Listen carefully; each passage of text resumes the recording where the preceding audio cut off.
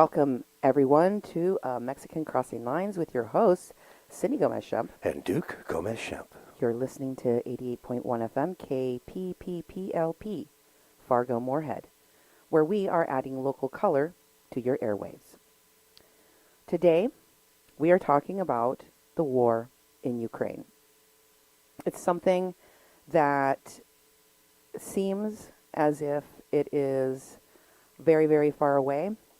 But in today's modern world with 24/7 news and the social media that allows us to see everything that is happening in real time, the world is a much smaller place.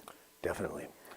And what happens in Ukraine does affect everyone in the world. Or at least that is what the president, Volodymyr Zelensky, wants us to hear.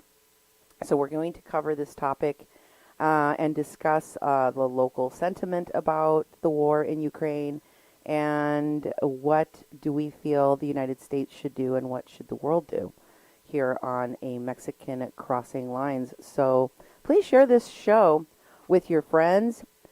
We'd like to add your thoughts to this discussion.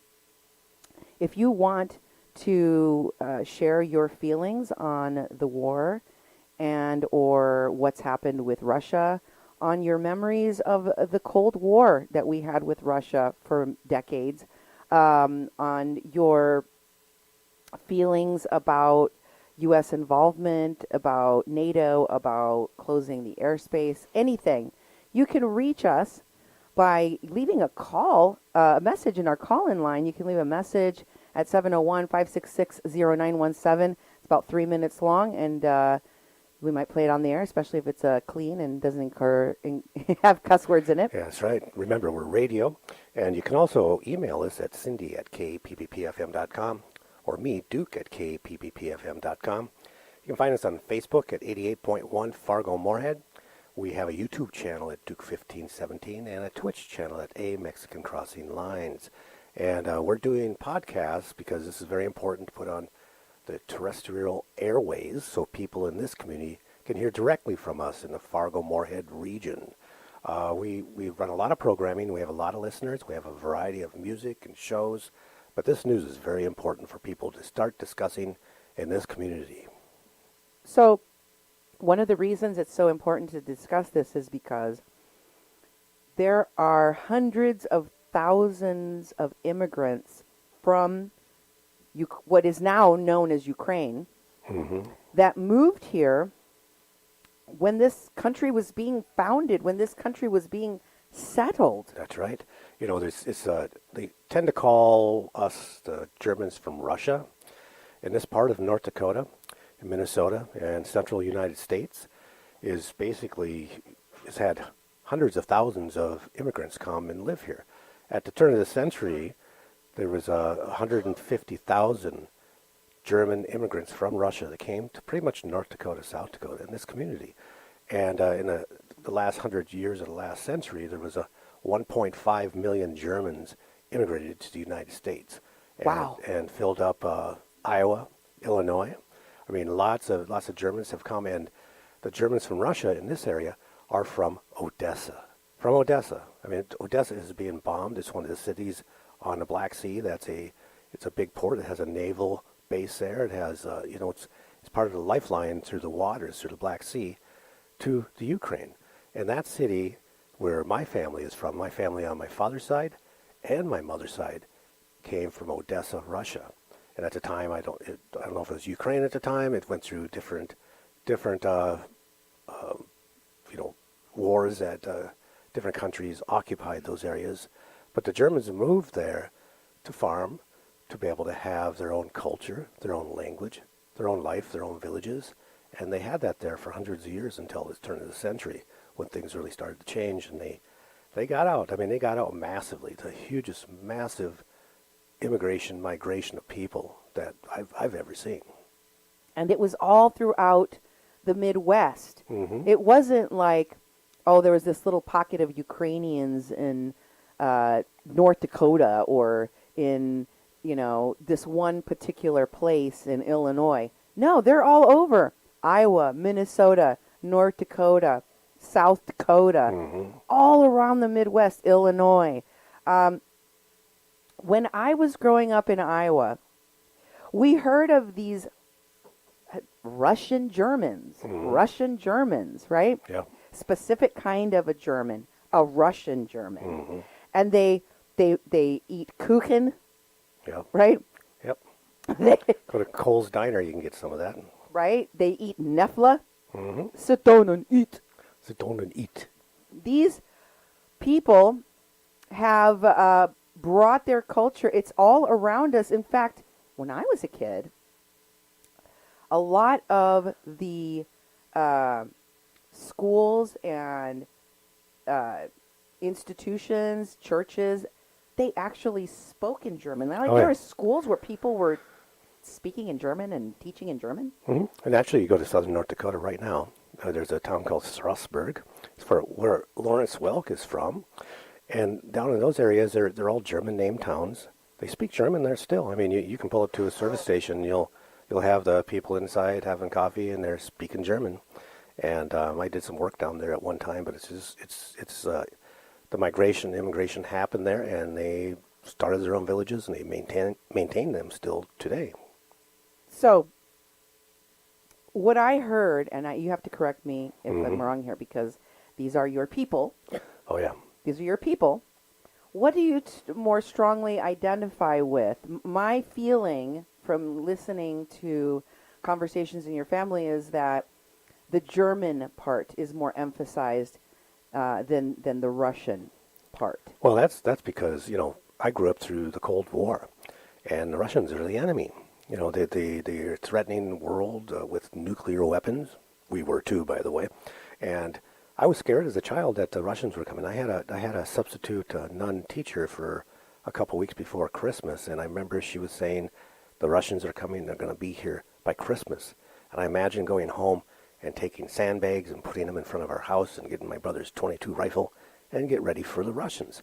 So my family did not emphasize the Russian part because they were Germans, and who want to be associated with the enemies of the world? Right, but now that we see the Ukrainian people, and you and I watched a documentary about the war in 2014. Yeah. But now that you see the resolve, the courage of your ancestors, of your people that come from this region, which is now Ukraine. Yeah. They've been trying to liberate themselves and separate themselves and been running in fear from the Russians. Yeah. For centuries. Mm-hmm. For hundreds of years, these people have been trying to liberate themselves from the Russian oppression. That's right. It's just like my family. I mean, the Germans that migrated to Russia wanted to be free. I mean, they were fleeing something in their own country. And they came there and they had, 100 years of freedom, where they could actually build their communities. And then they weren't going to have it anymore, so they wanted to escape. And they came to North Dakota, and they got their 40 acres to farm. And so it's the same plight of the Ukrainians was our plight. And so when I see people that are descendants of my people, or I'm descendants of those people, Yeah. It makes a connection that I'm connected to these people. And we're seeing what we can see on television, on social media, and many different ways than it used to be, that you can actually look at a live webcam of a town in Ukraine and actually see what's going on. I was looking at some of those. It's kind of scary to see the damage, especially from the overnight bombings that happened in smaller communities in western Ukraine over the night. Mm-hmm. Because you see just the devastation, and these are what look like apartment buildings. You know, these are residential areas that are being bombed. And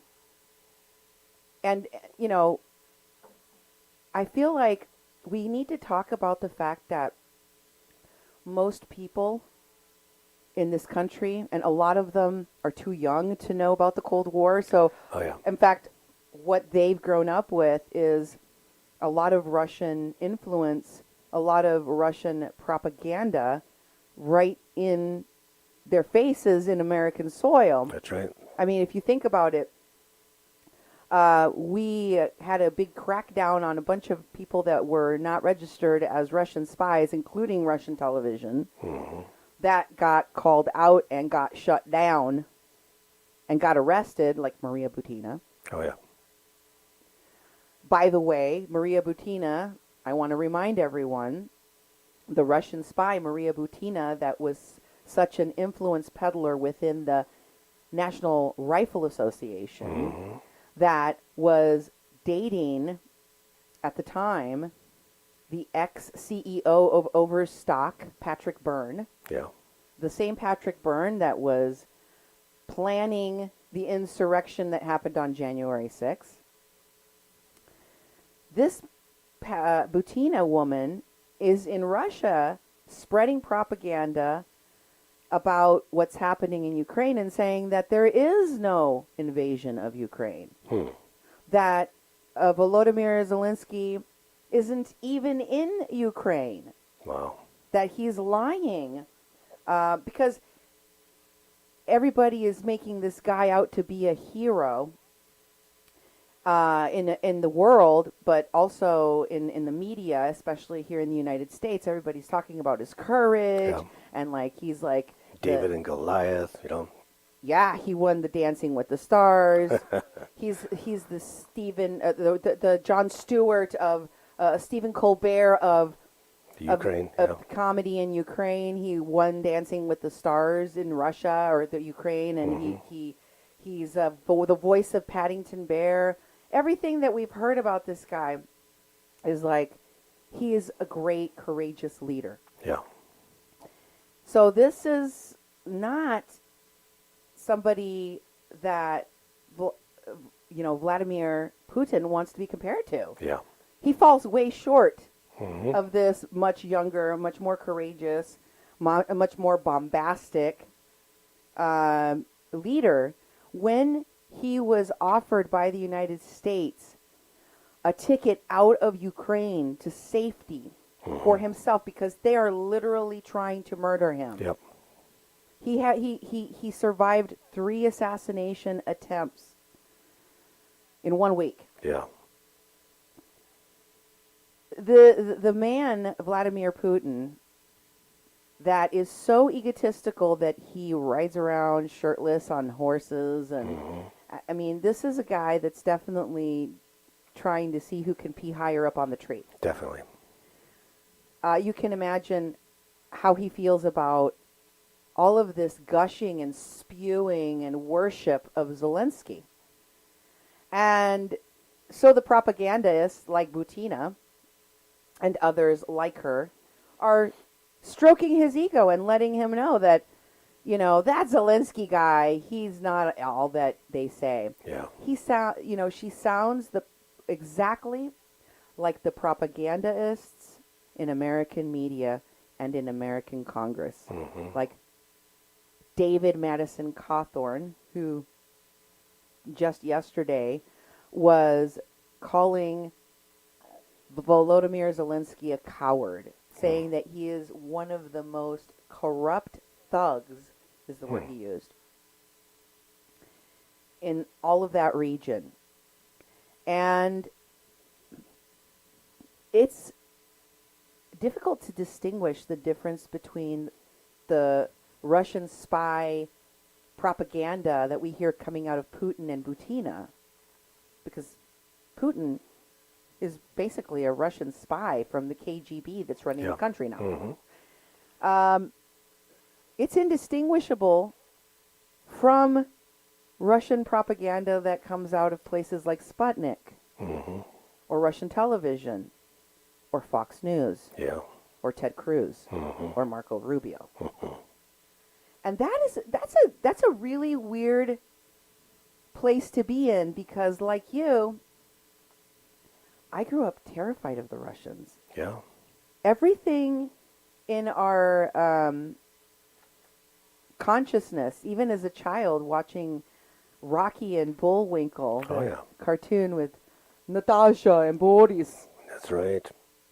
the evil The evil people, spies, the evil, Russian spies. incompetent, stupid Hmm. spies from Russia. This is how Russians were portrayed.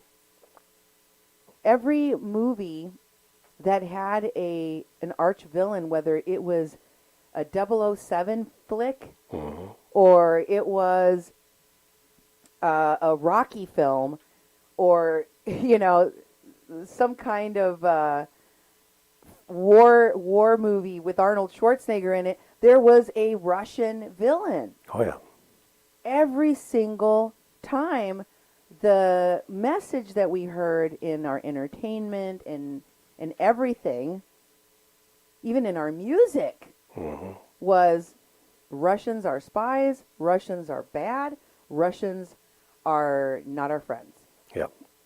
They pose a threat to us. Exactly. That was really accelerated in the 1960s. What they called a space race, and Russia launched the world's first satellite called Sputnik, and it orbited the Earth for a little while, not that long, but it freaked people out because they thought, my God, Russia's sending things into space. They're going to send bombs into space. They're going to bomb us.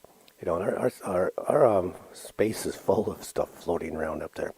Elon Musk or Bezos? I can't remember which one is sending up the satellites for the internet, so that people can have internet. And in fact, he sent a bunch of the receivers to Ukraine so they can link directly to the satellites and get internet coverage in their area, community, and that sort of thing. But this whole idea that anyone can launch something into space. I mean, space is not. They have not figured out how to regulate space. So a billionaire can build a rocket and shoot themselves up into space. It's a scary time. I mean, it's really. I've never been this authentically scared my whole lifetime. When I was growing up and the Russians are coming and all that sort of stuff was, the stuff that was built into my memory and my fear. But now I'm seeing a threat to the world, and we should all be concerned. This idea that it's none of our business and it's happening way over there. It's happening to our relatives, and it's happening to us, and we need to treat it that way. I'm very disturbed. Excuse me. I'm very disturbed in the lack of NATO and the United States to really ramp up to help people. Do you think that the message that we're hearing from those pro-Putin propagandists that say that they hope that Putin wins the war, that they believe Putin's desire to denazify Ukraine, do you think that the people that go along with that here have fallen prey to the propaganda, or do you think that there are descendants of the people of Odessa, of the people of that region in Ukraine, German, Russian descendants like yourself, which you said came here by the hundreds of thousands? Mm-hmm. Did they just forget that they were connected to those people? Do they not know their history? Yep, exactly. Are they ashamed of it? Are they embarrassed? Because, I mean, I don't want to embarrass you or anything, but there was some cloak and dagger stories about the origins and the religious background of some of your ancestors, whereby they would want to hide that they're Jewish, Mm-hmm. that they would want to hide that they're, Russian descendants of that area. Yeah. Yeah, well, it's a couple of things. You said a few of them is people don't know.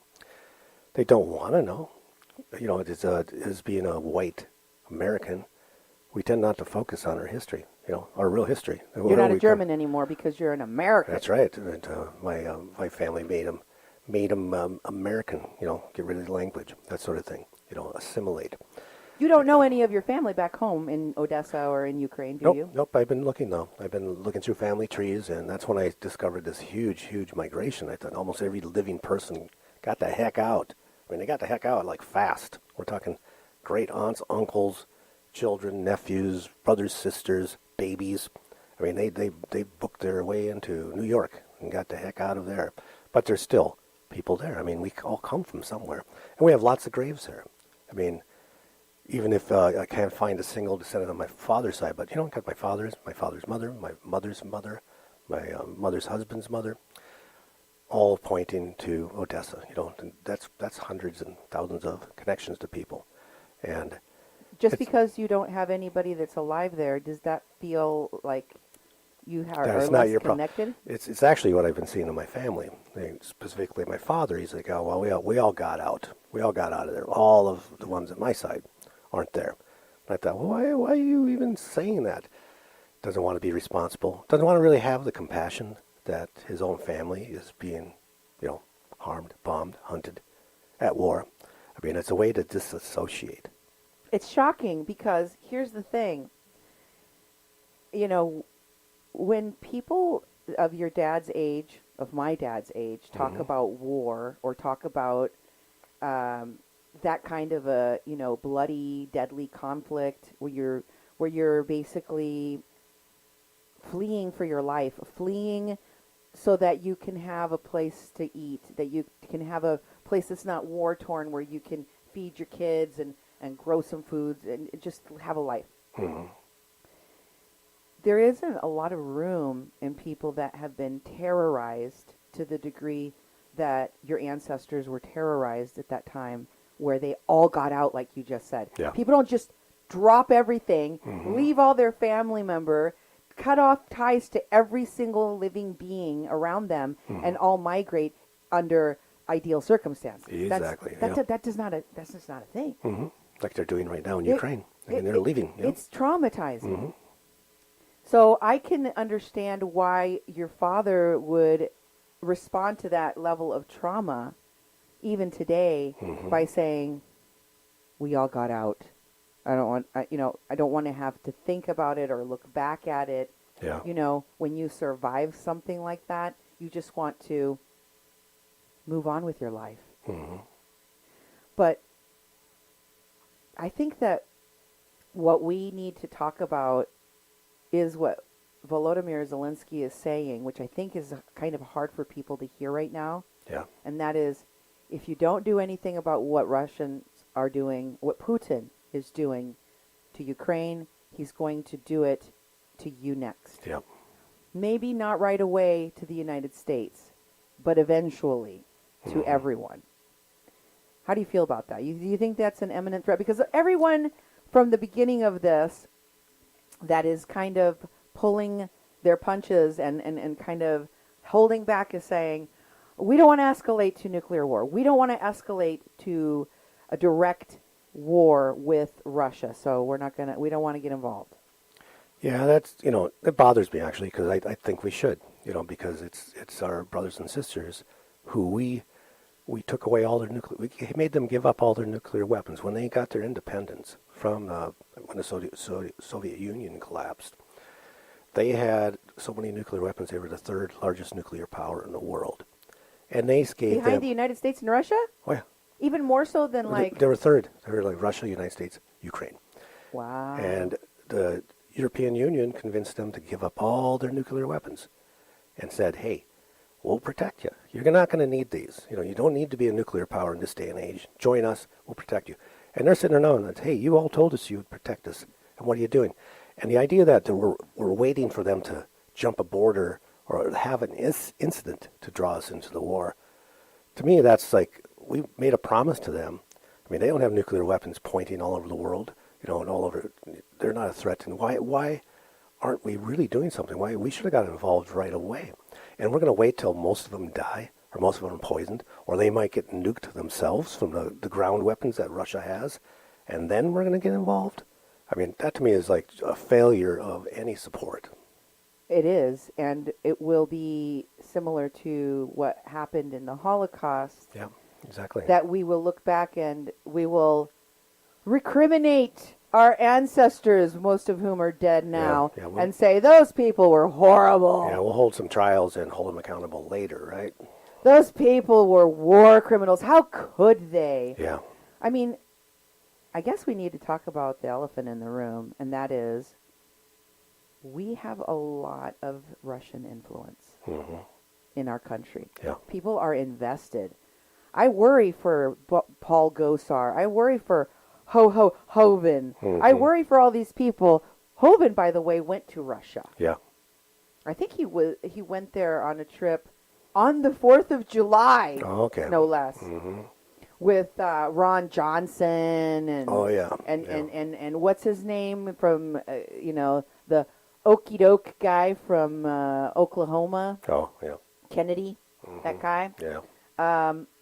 A bunch of these Republican lawmakers in Congress went to Russia, and it's clear to me that a lot of those people are in the Russian pocket. Yeah, we sell a lot of grain to Russia, you know. The farmers here farm for Russia. Yeah. We have a lot of investments in oil in Russia because they cannot refine their oil without American technology. Yeah. We have made a lot of missteps, I guess, with allowing dirty money to enter into our politics and to enter into the United States. I don't want to alarm anyone, but I think Russia owns a substantial chunk of Florida. Yeah. And probably a lot of other places around the country. And I think we secretly know that. Yeah. I think we all know that Putin or Russian oligarchs own a significant amount of Trump Towers, properties all around New York, all around D.C., all around this country. Big, important properties, institutions, businesses, and they own a lot of Congress members. Yeah.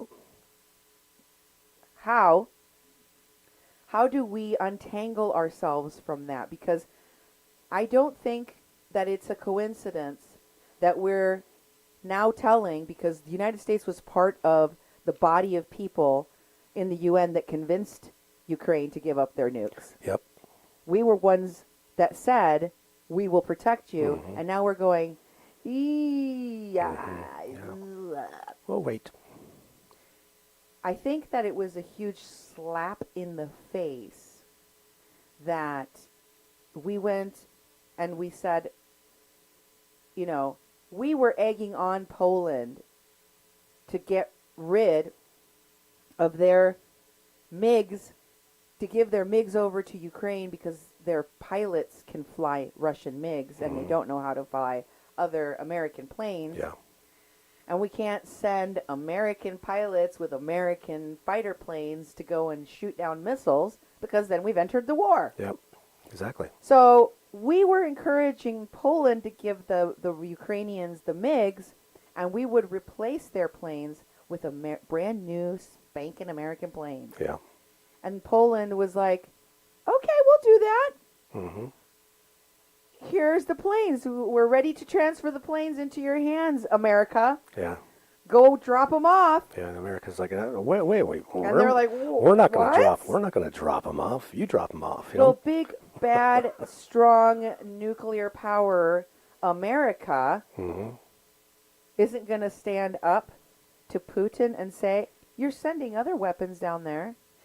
Notice, however, when you hear from a Ukrainian leader, lawmaker, that they're saying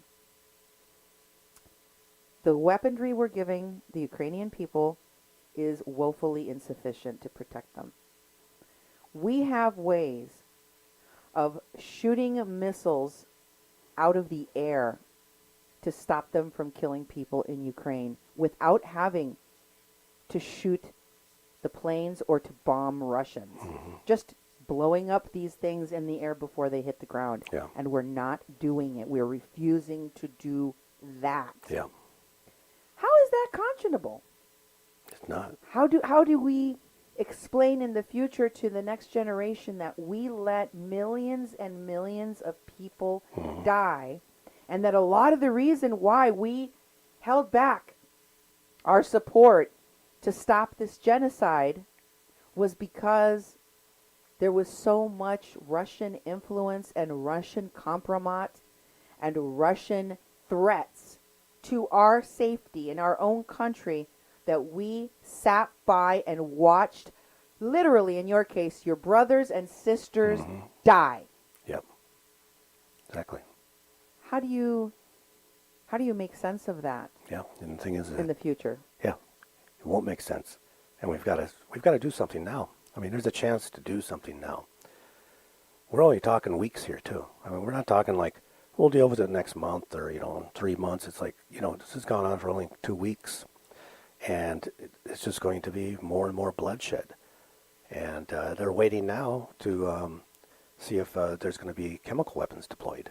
And is that going to be it? Well, they've already taken over nuclear plants, power plants. What, are we going to wait for one of them to start leaking radiation all over the countryside and killing, thousands and thousands and thousands more people? I mean, what are we going to wait for to be the catalyst where we actually do something? And that has to be done before you have that catalyst. And otherwise, it's going to be that story of like, oh, remember when all those people died over there? And they're not there anymore. Or that country, you can't even go there. It's uninhabitable. And that part of Europe, I'll never get to go to France because it's poisoned. Geez, we could have done something about this, and we just refused. We refused. And I think you're totally right, is because of the influence of what we're protecting. Right now, we have sat by while the Russians bombed a maternity hospital. Yeah. We have sat by as thousands of people in Mariupol have been killed and their bodies lay rotting in the streets, to the point where they're now building trenches and just dumping people's bodies in there. My relative is buried there somewhere, if they even have their name. mass graves. Yep. This is terrifying that we are allowing this to happen, that we know of. The fact that there is an impending threat of chemical warfare or nuclear waste that threatens Ukraine. If we don't step in to stop the slaughter, not only will there not be much left in Ukraine for people to go back to, there won't be places safe enough for people to re-enter if we allow a nuclear waste issue to occur that is going to damage for hundreds of years parts of this country. And it is incumbent upon us. We sit here in the Midwest, Yeah. connected to the people in Ukraine. We have the ability to influence the outcome of what happens there. We have the ability to influence our family members, our local media, our local lawmakers. Our community can say, we want protection of the people in Ukraine, and we want it now. We will not allow, we do not stand by leadership in our country that is watching a Holocaust happen and does nothing. We reject the support of the leaders in our own country that stand by and watch the slaughter of Ukrainian people and do nothing. Because the sanctions are not enough. Yep. Because the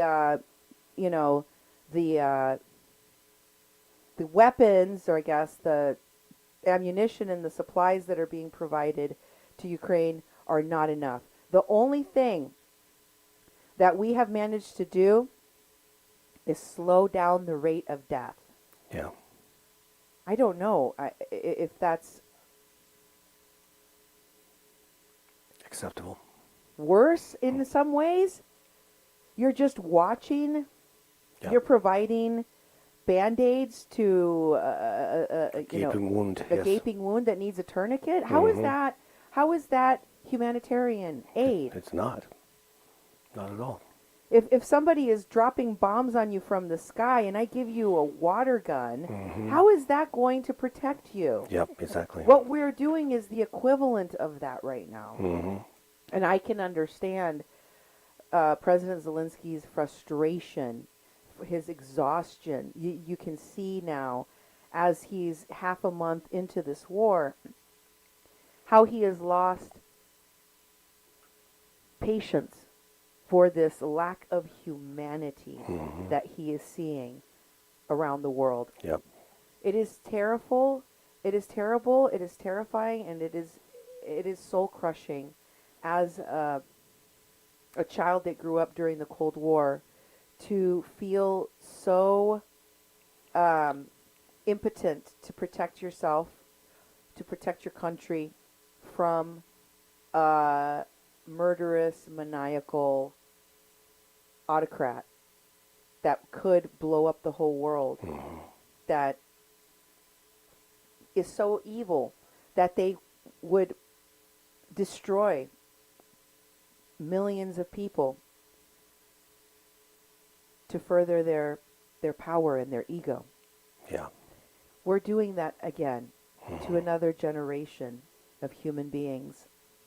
We are subjecting them to that terror. I don't know about you, Duke, but I don't want to go back to teaching our kids and our grandkids that if there is a threat of nuclear fallout, you're supposed to hide under your desk. Yeah. I don't want to go back to that. Or build more fallout shelters. Yeah, exactly. Because that's, first of all, that wasn't a real protection for anything Yep. Yep. that could rise from nuclear war. That's right. It's performatory. It's performative, Performative. That's it. and it is delusional. Yep. It is delusional to think that we could protect ourselves. It's just something to do. You know, stick your head between your legs and kiss your butt goodbye. Exactly. It's just, you know, a position to put yourself in to do something while you're dying. Yeah.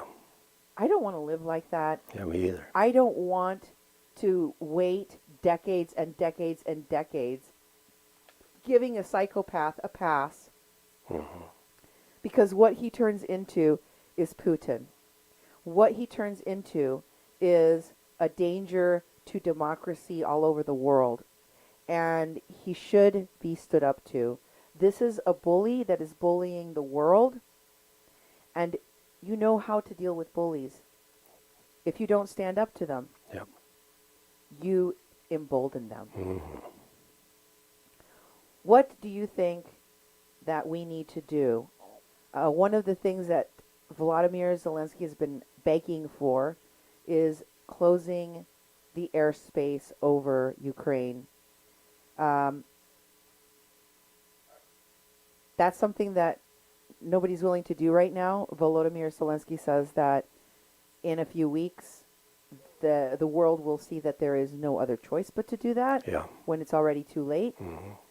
What are your thoughts? Well, I think it would be easy. You know, I think it should have been done a long, long time ago, at the very beginning of this conflict. I think that we should have been responding in those sorts of ways. And we're walking this tightrope right now because it's for this false narrative that something's actually, you know, we have to wait for something to happen, for the NATO allies to actually do something. I mean, Ukraine, you know, wants to be free. I mean, the conflict in 2014, where the citizens got rid of their president, took 93 days of bloodshed in the streets, of ordinary citizens being oppressed by their government, to get rid of that government and change it. And it's not that long. They've only had like 2 presidents since then. And for us to watch this country grow towards freedom and to seek freedom, and then just, you know, being taken by Russia right now, I mean, and we're just going to keep on watching. And you know, your question of like, what should we do about it? You know, it's like, you know, I don't know. I don't know what would be effective. I know our voices should be combined. This is something that should unify us all, that we want to protect Ukraine. We want to protect our relatives. We want to protect the world. So how do we get that message out? I mean, do we talk to our local senators and congresspeople who have have Russian rubles in their pockets because of their business dealings? They're not going to do it. You know, do we just call up President Biden and just tell him what we think? I don't know, that wouldn't hurt. But, how can we be effective to actually getting this message out and to have some influence to do something about it? I mean, I've been a community organizer for many years, and people power has power. And we can use Ukraine as an example of their people power that they took to the streets, and then within 93 days, their president was leaving the country. I mean, that's what it's going to take in this country to get something done? We don't have 93 days. We don't No. have that time. Well, there's a couple of things that I think could have a very powerful and dramatic effect. One of the things we were talking about last night is that although the Russian state media is telling the Russian people lies and keeping people kind of in the dark about what's really happening, to the point where many of the people in Russia don't even think that there is a war going on. Yeah, exactly. Don't believe that there was an invasion. Don't believe that they're bombing children and women. And also, the fact that Putin is kind of cracking down on journalists and even shutting off access to social media, it means that putting out accurate information, letting the Russian people know what's happening, and getting that information to the Russian people and making it available, because people can still access social media through a VPN, and a lot of people are trying to find out what's going on. In fact, there is currently a mass exodus out of Russia. How can Russian people do something to help Ukraine? They're doing it. They're leaving en masse. Okay. They're voting with their feet, and they're saying, we're going to get out before the Iron Curtain falls. And we can't, see a movie or buy a Big Mac again. And they're taking their money with them. They're taking their resources, their talents, and they're moving to other countries. That's one. So providing information, putting out proper, up-to-date information is another. But I think that the one that I think is going to have the most impact is people going over there to fight. Yeah.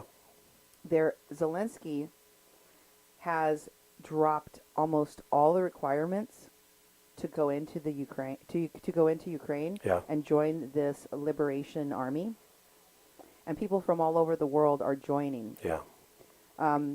They're making it so you're volunteering to go and fight with the Ukrainian people. You have to have your own body armor, resources, money. You have to provide your own transportation there, and you have to be sustainable. But they are taking volunteers, and people have shown up by the thousands. Over 16,000 people have joined this volunteer army so far. Wow. And that's, more people are adding themselves to that.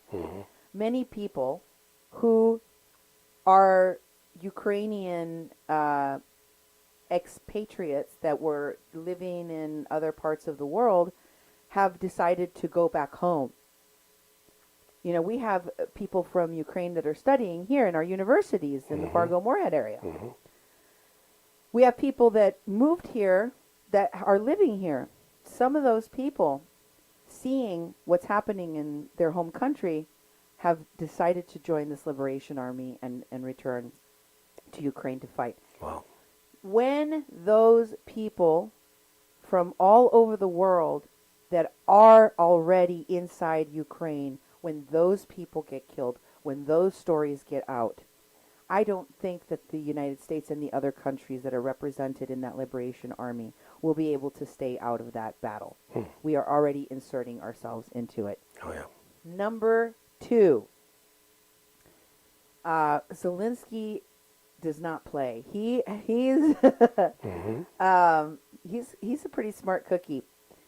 He has now offered $500,000 to any Russian pilot that defects to the Ukrainian army Wow. with your plane or your chopper. Bring your plane. Bring your plane, bring your chopper. You get $500,000 and safe passage. Mm-hmm. There's Russians right now abandoning tanks, Yeah. abandoning whatever Vehicles. they have, surrendering to Ukrainian forces. Because, one of the things that we haven't discussed that is the Achilles heel of the Russian army. They may have the largest or one of the largest standing armies, and they may have all this nuclear power, but they are disorganized AF. They have a leader who cannot be told no. So all of the people he surrounds himself with are yes men that won't tell him that he's losing, that don't tell him what the best strategy is. They tell him what he wants to hear. And a man who will not listen to the strategy of his generals, who will not listen to the strategy of his political leaders, who will only demand that they do his bidding his way or the highway, is going to fail. Yep. Because it takes an army, it takes, tacticians, it takes people deciding the viability of whether or not, you can take out Ukraine and what resources and what money and what time it's going to take. Whatever calculations were made by Russian tacticians and told to Putin, they're not working out. Yeah. And I'm sure that it's going to be very difficult to tell Putin that he's losing. Nobody wants to tell him that he's losing. Therefore, the people are terrified to stand. The Russians, even though, especially the people around him, are terrified to stand up to him and tell him, we really don't have a way of winning Ukraine. We really, even if when we take the major cities, and that could be months away, we don't have any plan going forward for keeping the Ukraine, for holding on to it, because every single person there hates us now. Yeah. So I think that the combination of the Russian people getting very, very sick and afraid to the point where they're willing to walk Mr. Putin to his grave. And I say this because there was a Russian pundit on television last night, and he was asked about this disconnect of information with Putin, and why isn't there anyone around him that can say, look, this was a bad idea. Yeah. It's crashing our economy. You're destroying the future of Russia. I think something on the range of 8 to 10 Russian oligarchs have now spoken up and told Putin, pull out, stop. We can't have this. You're destroying our wealth. You're destroying our power, and you're isolating Russia probably for decades to come. Yeah. Why can't anyone reach Putin? Why can't anyone say anything to Putin? And this man said, oh, it's a Russian tradition where we don't poke the bear. You don't tell the despotic and psychotic leader that he's wrong. You don't tell him that he is losing, and you certainly don't tell him what to do.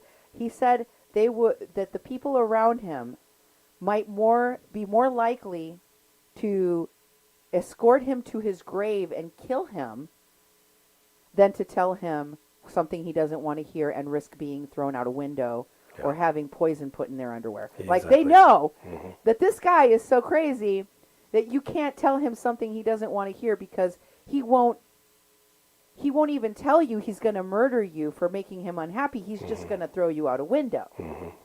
So the combination of the tension of that growing as Russia as a whole, as the oligarchs that have been funding this terror on a world level, feel the grip of what Putin is doing Yeah. and feel that they need to release that grip from off of themselves. Mm-hmm.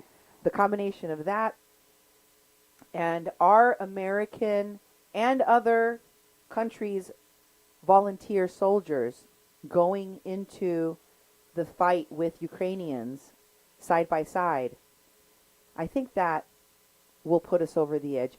Unfortunately, I don't think that the courage to stop the bombing of Ukraine is going to come from NATO. I don't think it's going to take someone like the United States, that is supposed to be the police of the world, a world power for good and democracy. I don't think the courage is going to come from these mighty people with plenty of resources and power. I think it's going to have to come from an individual, from a group of individuals with gumption, with courage, to go over there to volunteer to lay their lives down for their brothers, to bring attention. You know, Sean Penn went over there to do a documentary. Mind you, he got out of there safely. But if some big name like that were to go and put their lives on the line and fight next to Zelensky and his people, and if those people are seeing death and destruction at the hands of the Russians, and that gets broadcast to the world, much like many very courageous white freedom riders died alongside civil rights activists in the late 60s. It took those sacrifices of those courageous people to bring the rest of America into moral alignment, to bring the rest of the world into moral alignment. We cannot continue to sit idly by and watch our Ukrainian brothers and sisters be slaughtered. We can't. Yep. History will judge us, but more importantly, our conscience should judge us now. I don't want to go to hell. Do you want to go to Nope, hell? I do not. Well, there you have it. From A Mexican Crossing Lines with your hosts, Cindy Gomez-Schempp. And Duke Gomez-Schempp. You've been listening to 88.1 FM KPPPLP Fargo Moorhead, where we are adding local color to your airwaves and our point of view on how you can help end the war and help Ukraine. Thanks for listening. God bless. Good night. And glory to Ukraine.